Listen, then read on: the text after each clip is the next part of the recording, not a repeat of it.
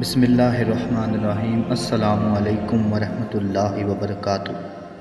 دوستو، اس دنیا میں اول تا آخر حق و باطل کی جنگ جاری رہی ہے، اور اسی حق و باطل میں ایک اہم معاملہ کربلا کا بھی ہے، جو امام حسین علیہ السلام اور یزید جو کہ ان کے مخالفت ہے اس کے درمیان چلتا رہا۔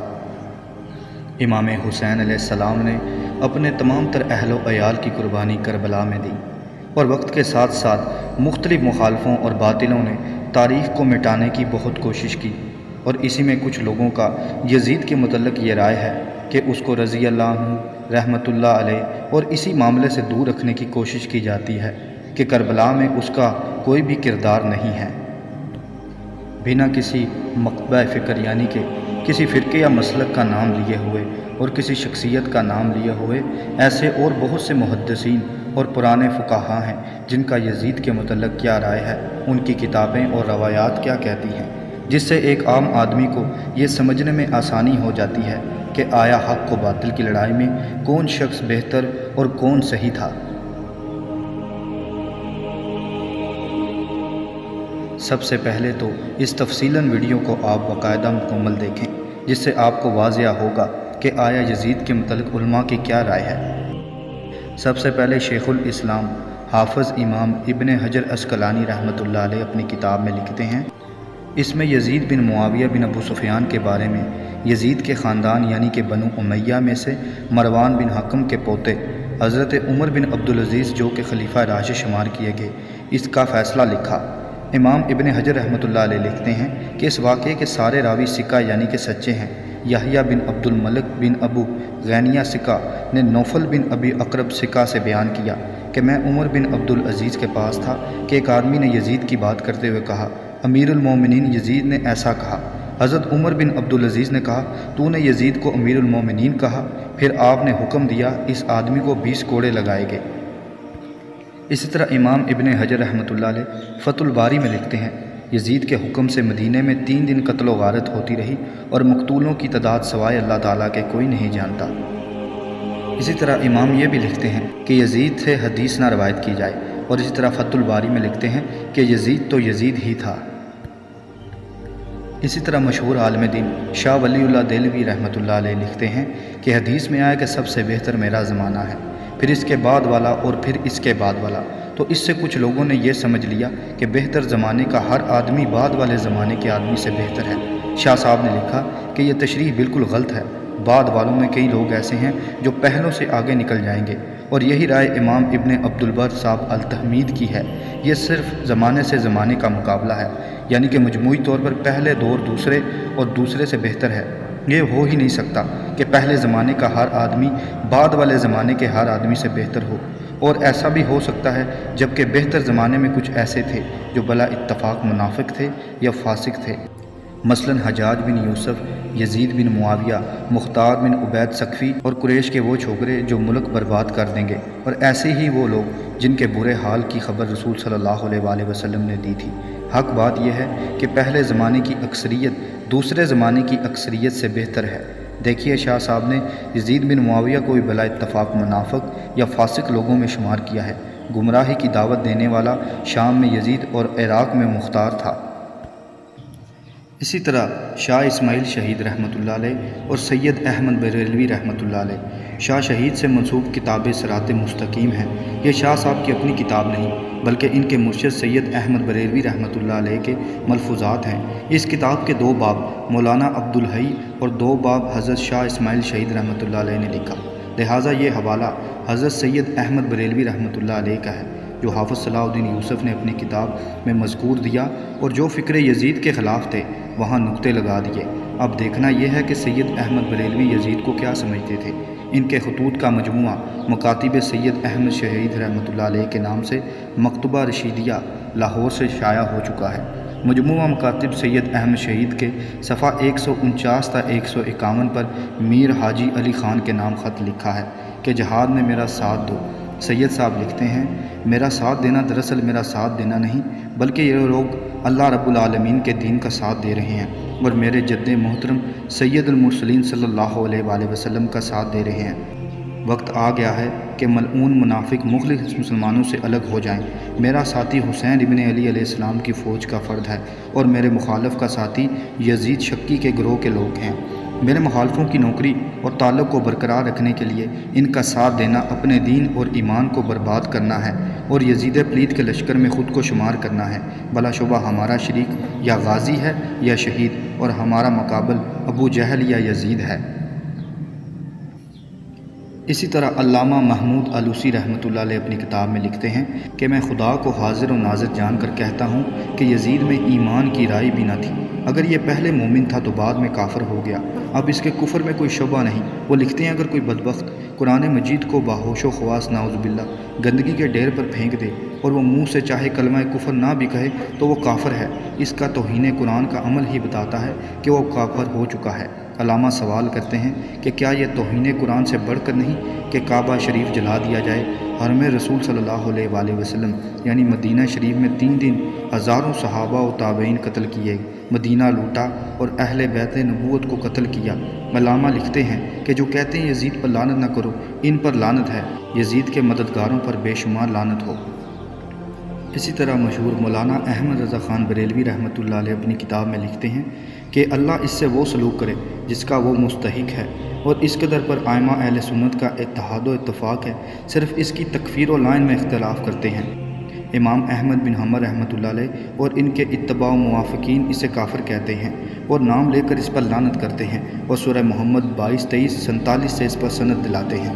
آگے چل کر مولانا نے یزید کے ظلم گنوائے کہ یزید نے ولی ملک ہو کر ملک میں فساد پھیلایا، حرمین طیبین، مکہ مکرمہ اور روضہ طیبہ کی سخت بے حرمتیاں کی، مسجد کریم میں گھوڑے باندھے، اس کی لید اور پیشاب منبر اطہر پر پڑے، 3 دن مسجد نبی پر نہ اذان ہوئی نہ نماز ہوئی، مکہ و مدینہ و حجاز میں ہزاروں صحابہ و تابعین بے گناہ شہید کیے، کعبہ معظمہ پر پتھر پھینکے، غلاف شریف پھاڑ ڈالا اور جلایا، مدینہ طیبہ کے پاک دامن پارسائیں 3 شبانہ روز اپنی خبیث لشکر پر حلال کر دیں، رسول صلی اللہ علیہ وآلہ وسلم کے جگر پارے کو 3 دن بے آب و دانہ رکھ کر ماں ہمراہیوں کے ظلموں سے پیاسا شہید کر دیا۔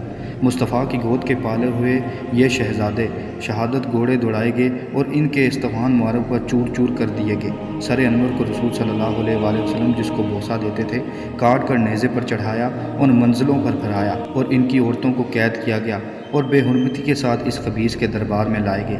اس سے بڑھ کر قطن رحم اور زمین میں فساد کیا ہے؟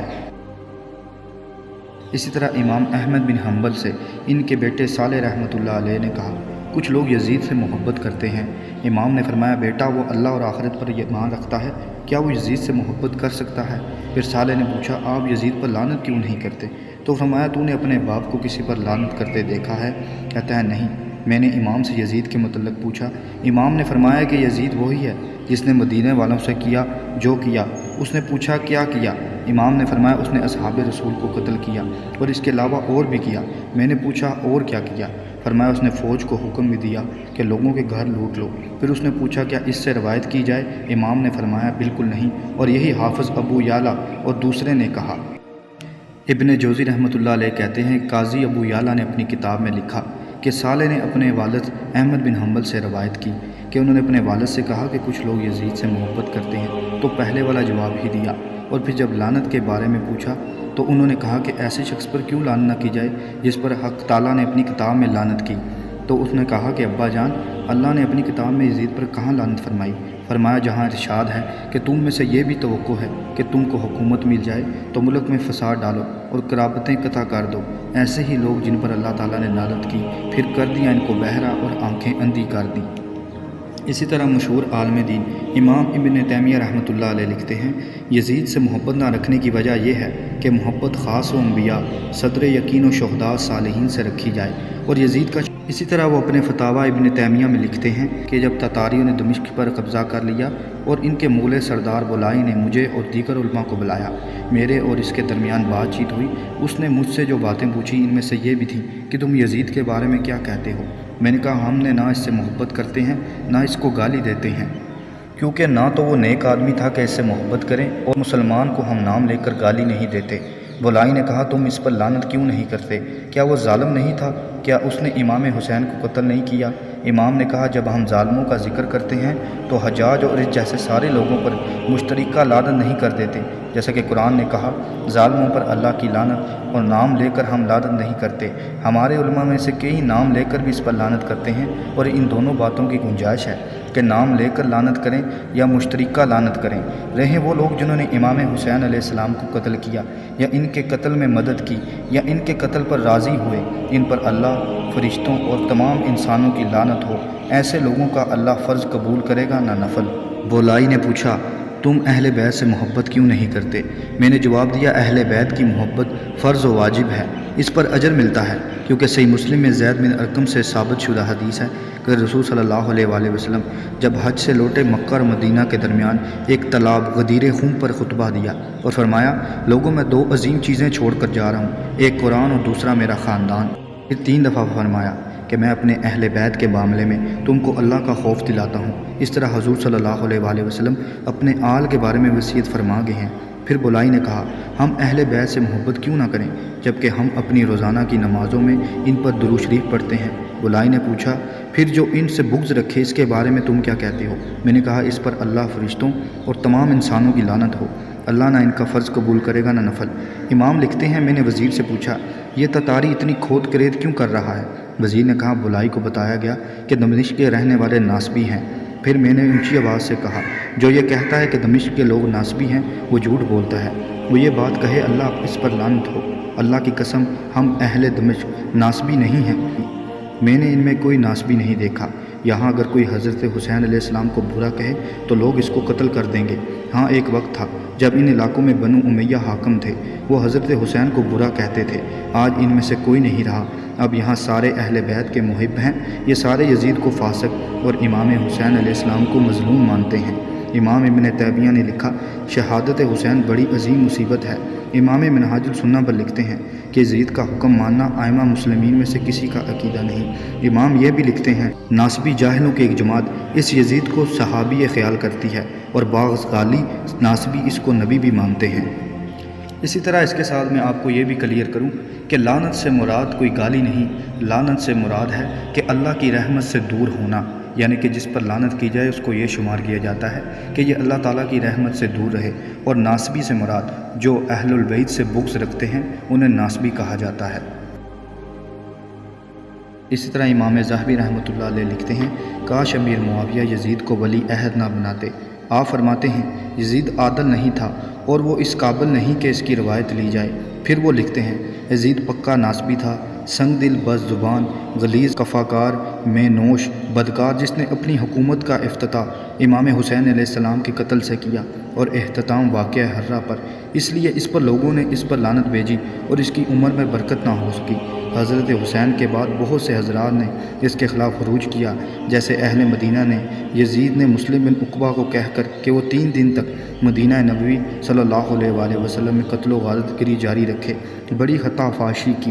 یہ بڑی سخت اور فاش غلطی، اور اس کے ساتھ صحابی اور صحابی زادوں کا قتل عام بھی شامل ہو گیا۔ اور اس سے پہلے بھی جو گزر چکا کہ حسین اور ان کے اصحاب ابن زیاد کے ہاتھوں قتل کر دیے گئے۔ مدینہ منورہ میں ان 3 دنوں میں مفاسد عظیم واقعہ ہوا، اور جو حد و بے حساب سے باہر ہے اور بیان نہیں کیے جا سکے، اتنے مظالم ہیں۔ بس اللہ عز و جل ان کا علم ہے۔ یزید نے تو مسلم بن عقبہ کو بھیج کر چاہا تھا کہ اس کی سلطنت و اقتدار کی جڑیں مضبوط ہوں اور اس کے ایام حکمرانی کو بھی بلا نزاع دوام حاصل ہو، مگر اللہ تعالیٰ نے اس کے خلاف مراد اس کی سزا دی اور اس کی خواہش کے درمیان حائل ہو گیا۔ اسی طرح اللہ تعالیٰ نے جو سب ظالموں کی کمر توڑ دیتا ہے، اس کی کمر بھی توڑ کر رکھ دی اور اس کو بھی اسی طرح پکڑا جس طرح وہ عزیز و مقدور کو پکڑا کرتا تھا۔ اللہ اہل مدینہ سے راضی ہو۔ اسی طرح امام ابن اسیر رحمۃ اللہ علیہ لکھتے ہیں کہ ان لوگوں پر اللہ کی لعنت ہے جو اہل مدینہ کو ظلم و خوف میں مبتلا کریں۔ وہاں ان کو بیان کرتا لکھتے ہیں کہ اس حدیث سے اور اس جیسی دوسری حدیثوں سے ان حضرات نے استدلال کیا جن کی رائے یہ ہے کہ یزید بن معاویہ پر لعنت کرنے کی اجازت ہے، اور امام احمد بن حنبل رحمۃ اللہ علیہ سے بھی ایک روایت میں یہی منقول ہے، اور اس کو حلال ابو بکر عبدالعزیز قاضی ابو یعلا اور ان کے صاحبزادے قاضی ابو الحسین نے اختیار کیا، اور حافظ ابو الفرج ابن جوزی نے بھی ایک مستقل تصنیف کے اس کے بارے میں لکھ کر اسی روایت کی تائید کی اور یزید پر لعنت کرنے کو جائز بتایا۔ امام احمد بن حنبل رحمۃ اللہ علیہ کا حوالے سے ابو سعید خدری سے مروی ہے، حدیث نبوی لکھ کر 60 ہجری میں ایسے ناخلف ہوگے جو نمازیں چھوڑیں گے اور خواہشات کی پیروی کریں گے اور عنقریب جہنم دوزخ کی بدترین وادی میں داخل ہوں گے۔ ابن کثیر کہتا ہوں کہ یزید سب سے زیادہ شراب نوشی اور بعض فواہش کا الزام لگایا گیا ہے۔ سورہ ہود جب تمہارا رب نافرمان بستیوں کو پکڑتا ہے تو اللہ اس کی پکڑ اس طرح کی ہوتی ہے کہ بے شک اس کی پکڑ دکھ دینے والی اور سخت ہے۔ اسی طرح امام سیوطی رحمۃ اللہ علیہ اور اللہ تعالیٰ قاتلین حسین پر لعنت کرے اور اس کے ساتھ ابن زیاد اور یزید پر بھی لعنت کرے۔ یزید امام حسین علیہ السلام کا سر دیکھ کر اول تو بہت خوش ہوا، پھر مسلمانوں کے اس فعل کو برا سمجھنے کے بعد اظہار ندامت کیا۔ اسی طرح مجدد الف ثانی رحمۃ اللہ علیہ لکھتے ہیں یزید بدنصیب فاسقوں کے گروہ میں شامل تھا۔ یزید پر لعنت کرنے سے توقف کا مطلب یہ نہیں کہ وہ مستحق لعنت نہ تھا۔ ارشاد باری ہے بے شک جو لوگ اللہ اور اس کے رسول کو ایذا دیتے ہیں، تکلیف دیتے ہیں، ان پر اللہ نے دنیا اور آخرت میں لعنت کی۔ اسی طرح علامہ وحید الزمان رحمۃ اللہ علیہ لکھتے ہیں اللہ تعالیٰ کی یزید پر لعنت ہو۔ آگے لکھتے ہیں جو حضرت امام حسین علیہ السلام کو باغی کہتا ہے وہ خطا فاحش کرتا ہے۔ اسی طرح یزید اور ابن عباس رضی اللہ عنہ، یزید نے ابن عباس کو خط لکھا کہ مجھے اطلاع ملی کہ ملحد ابن زبیر رضی اللہ عنہ محبان صحابہ ان الفاظ پر ذرا غور فرمائیے جو نعوذ باللہ ابن زبیر کے متعلق اس نے کہے۔ اس نے کہا کہ آپ کو اپنی بیعت کے لیے کہا تھا اور آپ ہماری وفاداری پر مستقیم ہیں۔ اللہ تعالیٰ آپ جیسے رشتہ داروں کو بہتر سے بہتر جزائے خیر عطا فرمائے اور جو ان حضرات کو عطا کرتا ہے جو صلح رحمی کرتے ہیں اور اپنے عہد پر قائم رہتے ہیں۔ سو اب میں اور کچھ بھولوں تو بھولوں لیکن آپ کے احسان کو نہیں بھولوں گا اور نہ آپ کی خدمت میں اس صلے کی روانگی کو جو آپ کے شایع شان۔ اب آپ ذرا اتنا خیال اور رکھیں کہ جو بھی بیرونی آدمی آپ کی خدمت میں آئے جسے ابن زبیر رضی اللہ عنہ نے اسے اپنے چرب زبانی سے متصل کر لیا ہو تو آپ اسے ابن زبیر کے حال سے آگاہ فرمائیں۔ اس حرم کعبہ کی حرمت حلال کرنے والے کی نسبت لوگ آپ کی بات زیادہ سنتے اور مانتے ہیں۔ اس خط میں یزید نے ابن زبیر رضی اللہ عنہ کو ملحد اور حرم کی حرمت کو حلال کرنے والا کہا۔ ملحد سے مراد جو اللہ تعالیٰ کو نہیں مانتے اور رشوت کی پیشکش کی جو اس کا خاندانی پیشہ تھا۔ حضرت عبداللہ بن عباس رضی اللہ عنہ نے جواباً یزید کو سرزنش نامہ تحریر کیا، وہ یہ ہے تمہارا خط ملا، میں نے جو ابن زبیر رضی اللہ عنہ کی بیعت نہیں کی واللہ اس سلسلے میں تم سے حسن سلوک اور تعریف نہیں چاہتا، بلکہ جس نیت سے میں نے کیا وہ اللہ تعالیٰ خوب جانتا ہے اور تمہیں یہ ظام ہے کہ میرے حسن سلوک کو فراموش نہ کرو گے۔ تو اے انسان اپنے حسن سلوک کو اپنے پاس رکھ کیونکہ میں حسن سلوک کو تم سے اٹھا رکھوں گا اور تم نے یہ بھی مجھ سے درخواست کی ہے کہ میں لوگوں کے دلوں میں تمہاری محبت پیدا کروں اور ابن زبیر سے نفرت دلاؤں اور بے یار و مددگار چھوڑنے پر آمادہ کروں، تو ایسا بالکل نہیں ہو سکتا۔ نہ تمہاری خوشی ہمیں منظور ہے اور نہ تمہارا اعزاز، اور یہ بھی ہو سکتا ہے کیسے ہے حالانکہ تم نے حسین کو اور ان انان عبد المطلب کو قتل کیا جو ہدایت کے چراغ اور ناموروں میں ستارے تھے۔ تمہارے سوالوں نے تمہیں حکم سے ان لوگوں کو خون میں لت پت ایک کھلے میدان میں اس حال میں ڈال دیا کہ ان کے بدن پر جو کچھ تھا وہ چھینا جا چکا تھا۔ پیاس کی حالت سے ان کو قتل کیا گیا، ہوائیں ان پر خاک ڈالتی رہیں اور ان کی لاشوں پر گرد اٹھ کر پڑتی رہی۔ پھر حق اللہ تعالیٰ نے ان کے لیے ایسا لوگوں کو بھیجا جن کے ہاتھوں ان کے خون سے رنگین نہ تھے۔ ان لوگوں نے آ کر ان کو کفن دیا اور دفن کیا، حالانکہ باخدا انہی کے طفیل تھے۔ یہ عزت ملی اور اس جگہ بیٹھنا نصیب ہوا جہاں تو اب بیٹھا ہوا ہے۔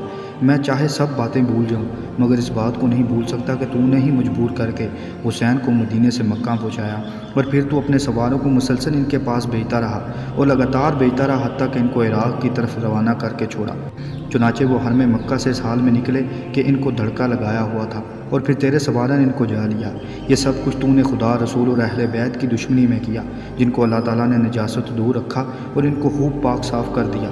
حسین نے تمہارے سامنے صلح کی بھی پیشکش کی اور واپس لوٹ جانے کی بھی درخواست کی مگر تم نے یہ دیکھ کر وہ اس وقت بے یار و مددگار ہیں، ان کے خاندان کو ختم کیا جا سکتا ہے، اور تم نے موقع کو غنیمت جان پر ان پر ایسے ٹوٹ پڑے کہ گویا تم مشرکوں یا کافروں کے خاندان کو قتل کر رہے ہو۔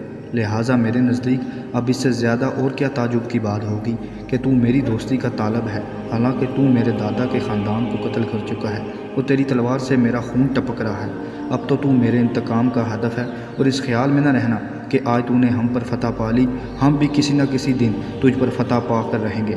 والسلام علیکم۔ اسی طرح امام ابو حنیفہ رحمۃ اللہ علیہ لکھتے ہیں یزید پر لعنت کے سلسلے میں امام احمد بن حنبل رحمۃ اللہ علیہ کی جو رائے ہے وہی امام ابو حنیفہ رحمۃ اللہ علیہ کی ہے۔ اسی طرح گناہ کبیرہ کے مرتکب کو لعنت کی بددعا دینے یا بربادی و ہلاکت کی دعا کرنے والا بھی گنہگار نہیں ہوگا۔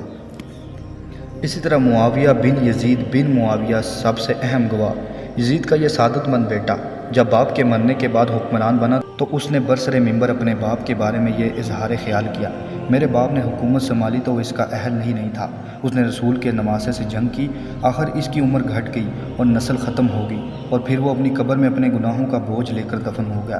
یہ کہہ کر معاویہ بن یزید رونے لگے، پھر کہنے لگے جو بات ہم سب سے زیادہ گراں ہے وہ یہی کہ اس کا برا انجام اور بری عاقبت ہمیں معلوم ہے، اور کیوں نہ ہو جبکہ اس نے واقعی اطرت رسول صلی اللہ علیہ وسلم کو قتل کیا، شراب کو مباح کیا، بیت اللہ کو برباد کیا، اور میں نے خلافت کی حلاوت چکھی ہی نہیں تو اس کی تلخیوں کو کیوں جھیلوں؟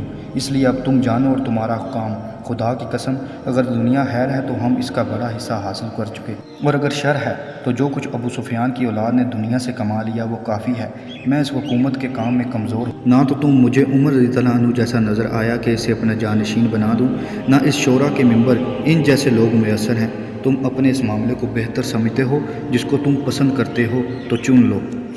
اسی طرح عبید اللہ ابن زیاد بدنحات کی گواہی، یزید نے ابن مرجانہ ابن زیاد کو لکھا کہ جا کر ابن زبیر سے جنگ کرو، تو ابن زیاد نے کہا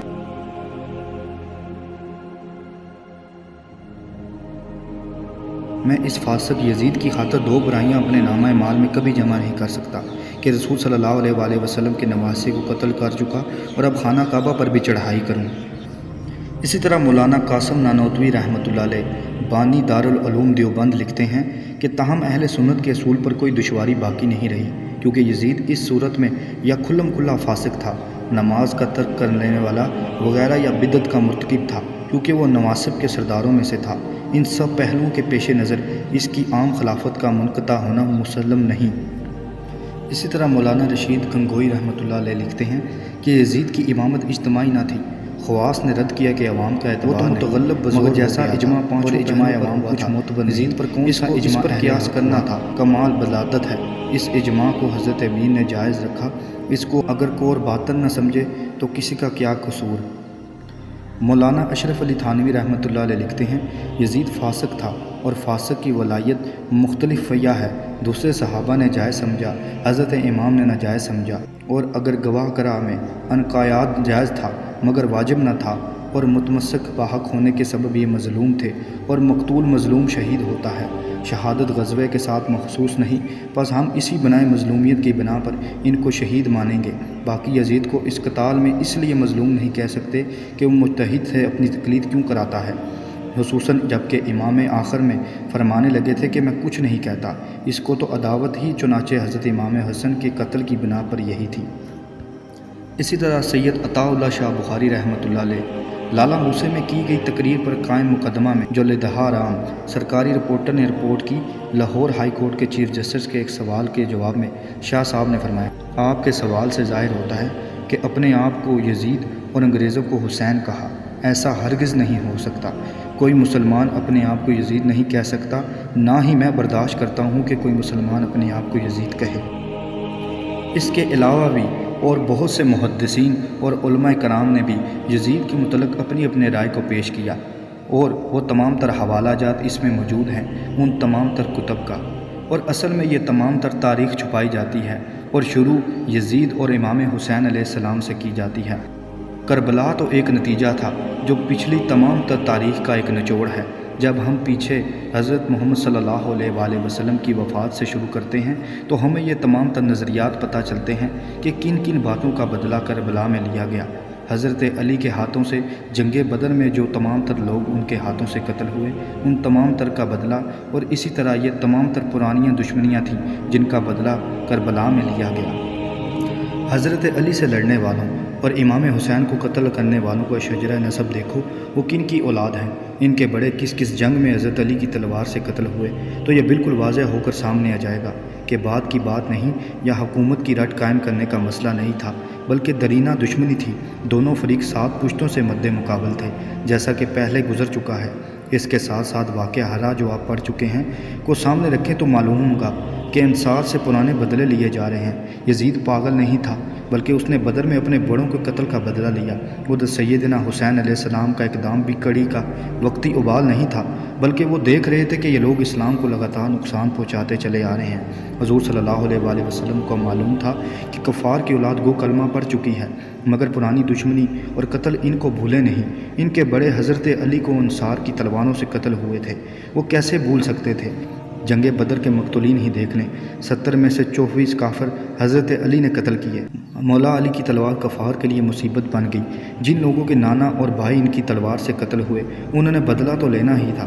امیر معاویہ کا بھائی حنظلہ، امیر معاویہ کا نانا عتبہ اور ہندہ کا باپ علی علیہ السلام کی تلوار سے بدر میں قتل ہوئے۔ عقبہ بن ابی معیط، جس نے حضور صلی اللہ علیہ وآلہ وسلم پر اوجڑی ڈالی تھی، وہ بھی بدر میں حضرت علی علیہ السلام کی تلوار سے قتل ہوا۔ جب حضرت عثمان کے دور میں اس کا بیٹا ولید بن عقبہ گورنر بن گیا تو حضرت علی کی شامت تو آنی ہی تھی۔ جب بات حسین سے شروع کی جاتی ہے تو سمجھ میں نہیں آتی، کیونکہ ادھوری ہے۔ بات بہت پہلے سے شروع ہوئی ہے، صرف پردہ ڈالنے کے لیے بات حسین و یزید سے شروع کی جاتی ہے۔ حضور صلی اللہ علیہ وآلہ وسلم نے آئندہ آنے والے واقعات کی پیش خبر دے دی تھی، اس لیے آپ صلی اللہ علیہ وسلم فرما گئے تھے، علی و انصار سے محبت کرنے والوں میں سے اللہ محبت رکھے، اور ان سے بغض رکھنے والوں سے اللہ بغض رکھے، اور یہ کہ ان سے محبت ایمان اور بغض نفاق کی نشانی ہے، جیسا کہ پہلے اپنے اپنے مقام پر گزر چکا۔ جس بات کا آپ صلی اللہ علیہ وسلم کو اپنے بعد اندیشہ تھا، وہی انصار کے ذہن میں بھی تھا، اس لیے انہوں نے حضرت ابوبکر صدیق کے انتخاب کے وقت یہ شرط رکھی تھی کہ قریشی و انصاری باری باری خلیفہ بننا چاہیے، تاکہ ہر حکمران محتاط ہو کر کام کرے۔ اگر ان لوگوں کی اولاد کبھی حکمران بن گئی جن سے ہم نے جنگیں لڑیں تو ہمارا بہت نقصان ہوگا، اور ان کا یہ حدشہ واقعہ حرہ میں حقیقت بن کر سامنے آ گیا، اور انسان نے وہ بھگتا بھی۔